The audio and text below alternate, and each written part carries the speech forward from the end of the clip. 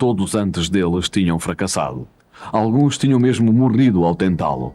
Numa praia solitária e varrida pelos ventos, 2 fabricantes de bicicletas do Ohio arriscavam as suas vidas numa nova e estranha máquina de voar.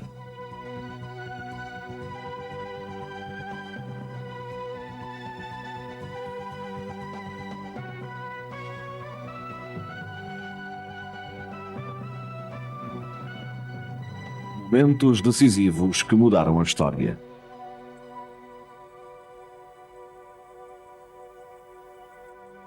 O primeiro voo.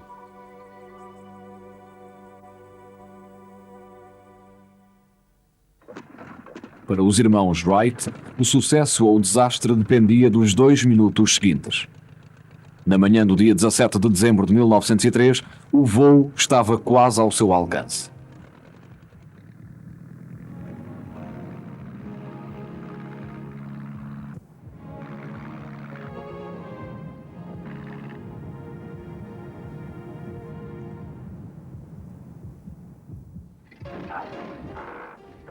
Nos finais do século XIX, a aviação era ainda para os pássaros.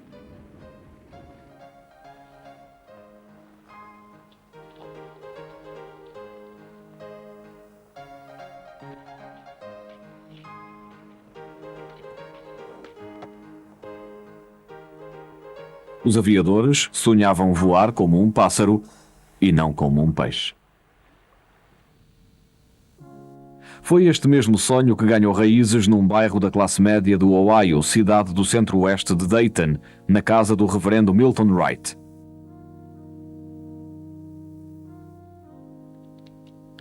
Em 1889, a esposa de Wright, Suzanne, faleceu vítima de tuberculose e 2 anos depois, um dos seus filhos não superara ainda a sua morte, como recorda Milton. Quando a sua mãe pirou, embora não estivesse inválida com sofrimento, ele dedicou-se a tomar os maiores cuidados com ela, servindo-a com dedicação e carinho. É difícil encontrar tal devoção num filho. No último ano de estudos, Wilbur sofreu um acidente num jogo de hóquei. Teve de ser operado à boca. Esta operação deixou-lhe sequelas no coração e demorou 3 anos a recuperar-se. Abandonou os estudos de teologia em Yale para cuidar da mãe doente. Todos estes acontecimentos fizeram dele um homem introvertido e pensativo. Para os estranhos, parecia uma pessoa fria. O seu irmão mais novo, Orville, tentava sucessivas brincadeiras para afastar o irmão do seu leito de doente. Num certo dia de verão, em 1892, acabou por descobrir algo que resultou.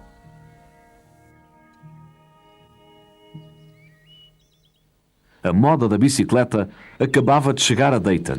Anteriormente, as bicicletas eram máquinas enormes, pesadas e perigosas, com a sua enorme roda da frente. Agora deixavam de o ser. A bicicleta passava a ser de tipo diferente, com ambas as rodas do mesmo tamanho. Davam-lhes o nome de bicicleta de segurança, porque o ciclista estava mais perto do solo. Foi, a nível geral, considerada uma das maiores invenções do século. Era rápida, segura e dava liberdade. No seu entusiasmo pelo novo aparelho, Orville ansiava por partilhá-lo com o irmão. Contrastando com Wilbur, Orville era brincalhão e procurava continuamente atrair as atenções, mas as suas diferenças de caráter apenas acentuavam a amizade de um pelo outro. Não havia coisa que mais entristecesse Orville que ver o seu irmão mais velho entrar em depressão, e nada que lhe desse maior prazer do que despertar-lhe novos interesses. Para o sossegado e retraído Wilbur, a primeira vez que andou de bicicleta foi uma experiência única.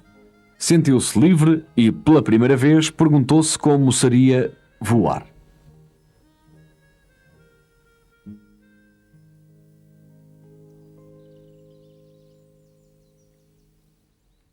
Os irmãos estavam tão entusiasmados com o novo divertimento que juntaram o dinheiro que tinham e abriram uma loja de bicicletas.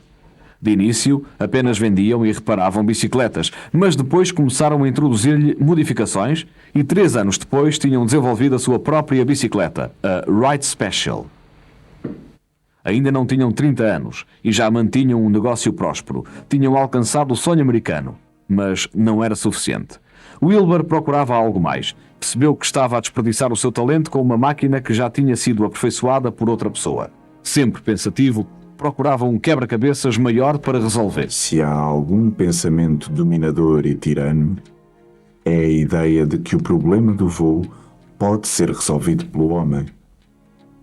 Depois dessa ideia invadir o cérebro, pensava exclusivamente nela.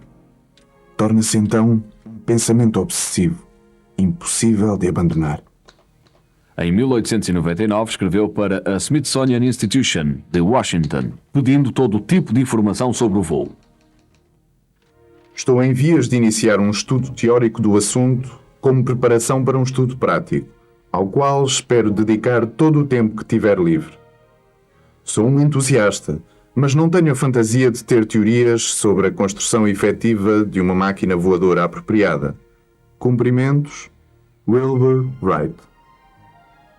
No século anterior, os avanços efetivos no voo humano tinham-se realizado nos veículos mais leves que o ar. Os balões, cheios de ar quente ou de hidrogênio, tinham capacidade para fazer centenas de quilómetros. O voo em engenhos mais pesados que o ar, contudo, não passava ainda de uma fantasia. Foi dado um passo em frente pelo inventor inglês John Stringfellow. Usando a máquina a vapor, concebeu um modelo de máquina voadora com autopropulsão que chegou a elevar-se com a sua própria força, mas apenas alguns metros. Hiram Maxim, o inventor americano da metralhadora, faria uma experiência em grande escala. Em 1893, construiu uma máquina com 4 toneladas que ele acreditava que poderia voar graças aos seus 2 poderosos motores a vapor e hélices de 5,5 metros. Avançou pesadamente por uma pista de 550 metros sobre as suas rodas de ferro fundido, subiu 1 metro e embateu contra o solo. Os melhores resultados obteve-os Otto Lilienthal, na Alemanha, voando com simples planadores. Efetuou saltos espetaculares perante multidões hilariantes, mas o seu maior feito foi a publicação de uma série de tabelas onde calculava a aerodinâmica de diversas superfícies de asas. O seu livro tornou-se numa espécie de bíblia para todos os eventuais aviadores.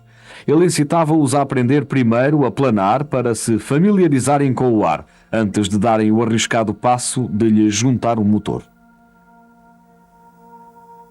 Foi durante a pilotagem de um dos seus voos em planadores que Lilienthal teve um acidente, vindo a falecer.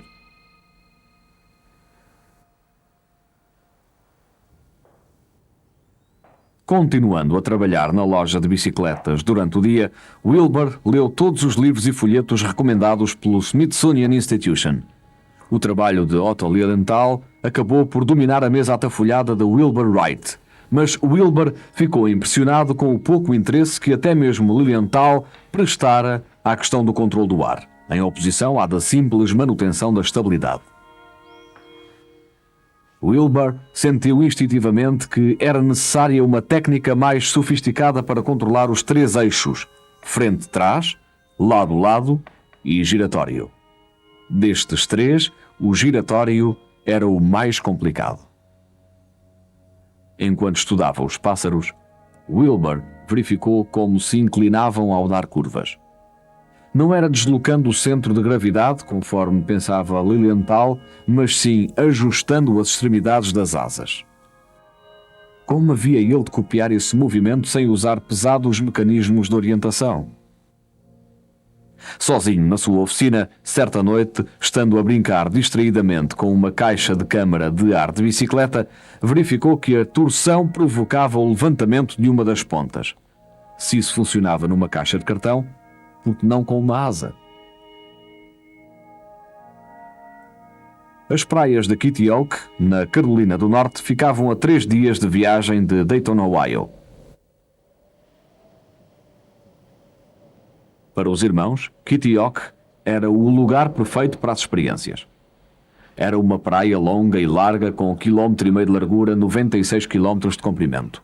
Os ventos sopravam continuamente e ali podiam experimentar a falhar a sós, pois a casa mais próxima era uma estação de salvamento a cerca de 8 km, descendo a costa. Nos 4 anos seguintes, no outono, os irmãos Wright regressavam a Kitty Hawk.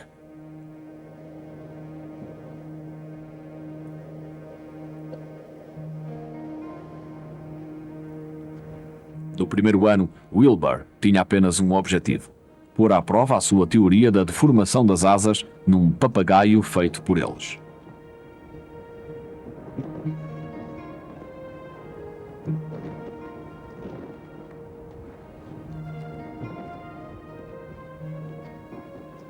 O entusiasmo de Wilbur era contagiante e não demorou muito para Orville se envolver inteiramente. A partir de então, os irmãos tornaram-se parceiros na investigação aérea.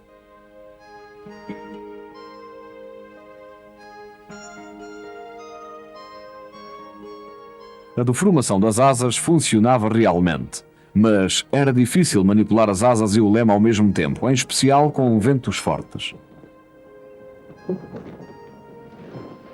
Pior ainda, as asas não estavam a produzir o impulso que Wilbur esperava segundo as tabelas de Lilienthal.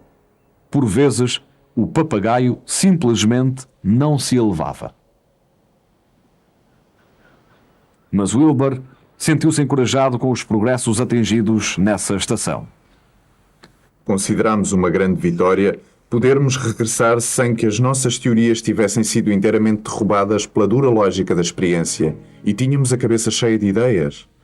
Regressando à loja de bicicletas de Dayton, começaram imediatamente a trabalhar para desenhar e construir uma máquina completamente nova. Era o maior planador que o mundo jamais havia visto.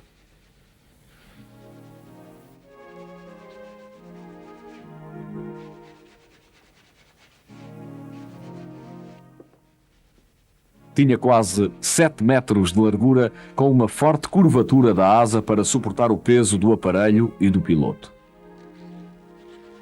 Em julho de 1901, os Wright regressaram às praias de Carolina do Norte, depositando grandes esperanças na sua nova criação. Kitty Hawk, 1901.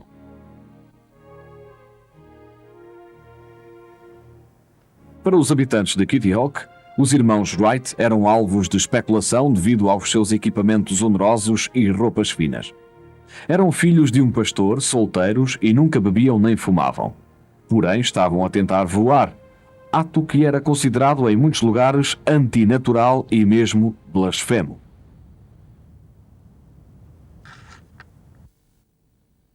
Para os irmãos, 1901 não foi um ano de glória. O seu novo planador foi uma amarga desilusão.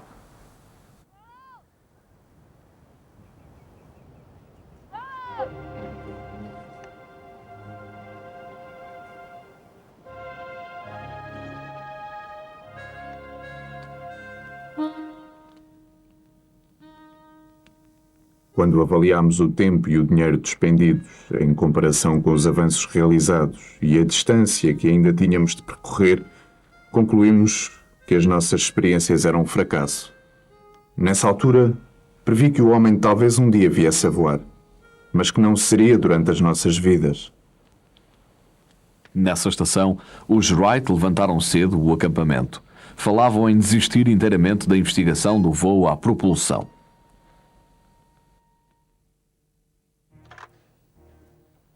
No mês de agosto seguinte, Wilbur recebeu um convite surpreendente para falar numa conferência na prestigiosa Sociedade Ocidental de Engenharia de Chicago sobre o tema voo. Falou do trabalho desenvolvido pelos Wright até à data, ilustrando a sua palestra com fotografias dos voos de maior sucesso do aparelho de 1901. Ficou espantado com o eco obtido. Mas outro inventor disputava com eles a honra de ser o primeiro homem a voar, o professor Samuel Langley, um astrofísico de fama mundial, diretor do Smithsonian Institution, que estava a construir a sua própria máquina voadora. Assistido por uma equipa de 4 homens e dispondo de um subsídio de $50.000, estava muito avançado no desenho e construção de um aparelho mais pesado que o ar com propulsão a gás. Iniciava-se a corrida para ver qual seria o primeiro homem a voar.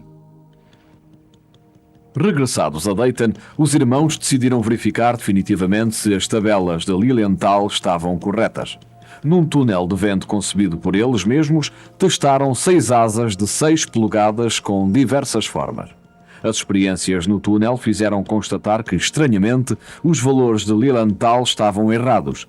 Isto conduziria a outros grandes avanços, alguns dos mais espetaculares na história da aviação, e o seu resultado foi o planador de 1902.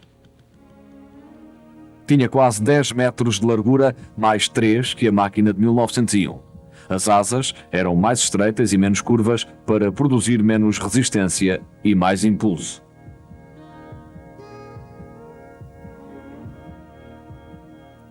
Maior impulso foi conseguido ainda com o novo leme horizontal anterior, alongado e arredondado, ao contrário do leme dianteiro de 1901, volumoso e retangular.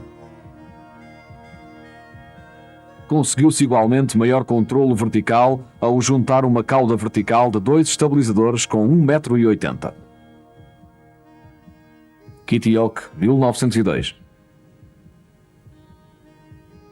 Em suma, foi o primeiro planador da história inteiramente controlado nos 3 eixos de movimento.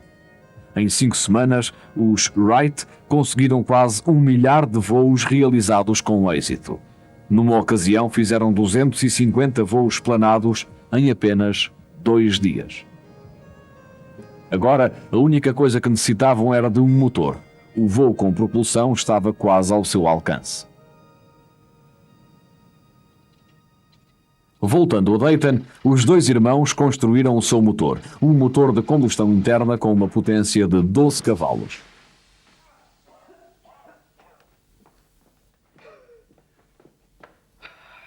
Uma vez mais, manifestaram uma capacidade extraordinária como autodidatas, para solucionar qualquer problema mecânico com êxito. O desenho das hélices mostrou-se mais difícil. Aquilo que inicialmente parecia um problema simples, tornava-se mais complexo à medida que o estudávamos. Com a máquina a mover-se em frente, o ar a correr para trás, as hélices a moverem-se para o lado e nada permanecia quieto.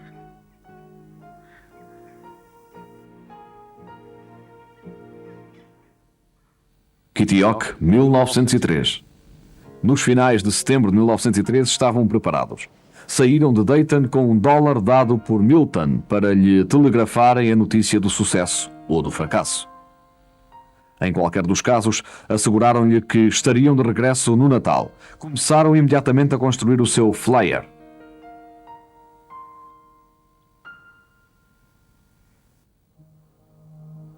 Entretanto, o professor Langley anunciava o teste do seu aerodrome. Pesava sensivelmente o mesmo que o Flyer dos Wright, mas tinha um motor 4 vezes mais potente e seria lançado a partir de um barco no rio Potomac. Os repórteres esperaram durante 3 meses enquanto Langley fazia as afinações finais. A 8 de dezembro de 1903, com muita pompa e ostentação, ele foi lançado. Mergulhou como uma pedra. Langley morreu 3 anos mais tarde. Moralmente, era um homem derrotado. Agora, os irmãos Wright eram a única esperança para o voo com propulsão na América. As coisas, no entanto, pareciam desesperadas. Problemas com as hélices obrigaram Orville a regressar a Dayton em busca de novos eixos. E agora, uma tempestade assolava o acampamento. Ambos duvidavam de que pudessem testar o Flyer antes do Natal. Então a chuva abrandou. O vento continuava a soprar à perigosa velocidade de 43 km/h, mas os Wright decidiram arriscar. Içaram uma bandeira para atrair testemunhas da estação de salvamento próxima.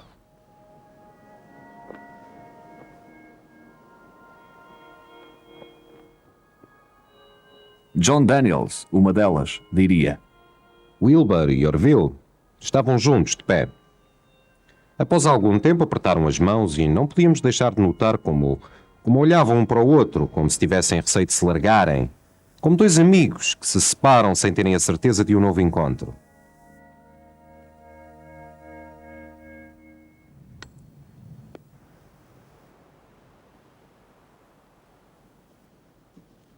A sorte recaiu em Orville. As esperanças do seu irmão mais velho eram depositadas nele.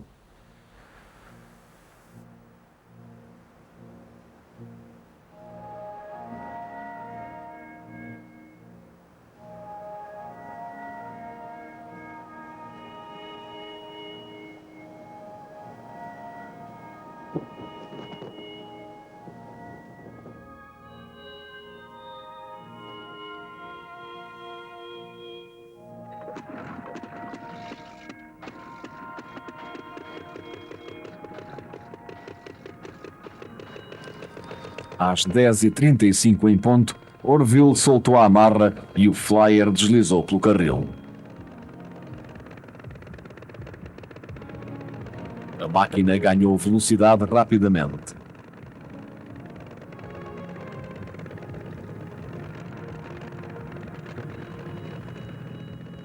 Depois de rolar 14 metros sobre o carril, o Flyer elevava-se no ar.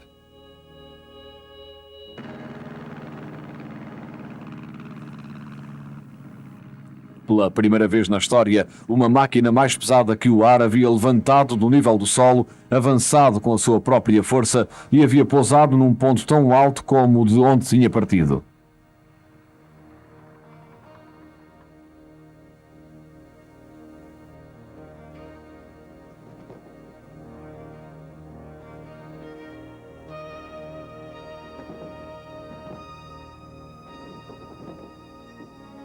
Era o primeiro voo do homem.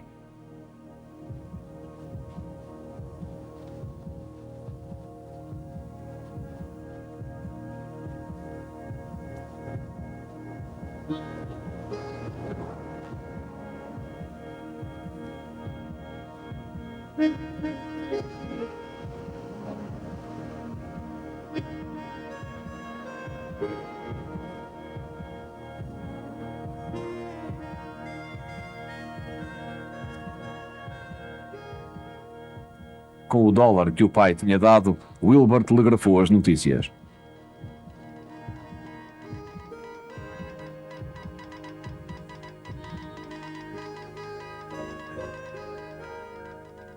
Sucesso. Partiu do solo apenas com a força do motor. Velocidade média no ar, 50 km/h. Informa a imprensa. Natal em casa. Wilbur e Orville. A imprensa fez pouco caso do facto. Alguns pensavam que o fracasso de Langley tinha provado que era impossível voar. No momento em que os jornais descobriram os Wright, os irmãos tinham mudado de ideias quanto a partilhar os seus segredos sobre o voo. Eles perceberam o valor comercial da sua descoberta. Nos anos seguintes, aperfeiçoaram sua invenção num campo de aviação perto de Dayton, adiando as exibições até poderem comercializar a sua máquina de voar. Até 1907, a altura em que Wilbur fez demonstrações em França, o público estupefacto não se apercebeu do significado do que eles haviam conseguido. Tornou-se numa celebridade de um dia para o outro. Até o seu velho chapéu de coco ditaria a moda de Paris. Na América, o presidente Roosevelt presenciou uma demonstração e imediatamente se ofereceu como passageiro. Foi o primeiro chefe de Estado a voar. Mais espetacular ainda foi o voo que Wilbur Wright, o mecânico de bicicletas de Dayton, fez perante uma audiência estimada de 1 milhão de pessoas, percorrendo 30 quilómetros desde a Estátua da Liberdade ao longo do Hudson até ao túmulo de Grant e regressando. Outros seguiram as suas pisadas. Entusiasmado por ver Wilbur em Le Mans, o francês Louis Blériot atravessou o Canal da Mancha em 1909.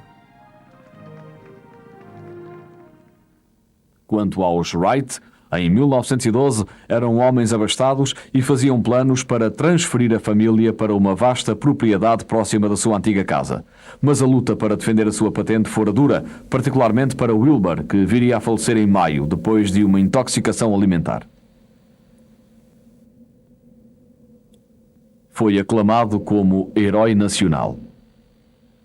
O seu irmão Orville morreu em 1948, na era do avião a jato, quando para milhões de pessoas voar já era algo trivial. Na praia de Kitty Hawk, um velho mundo morria e o novo ganhava asas.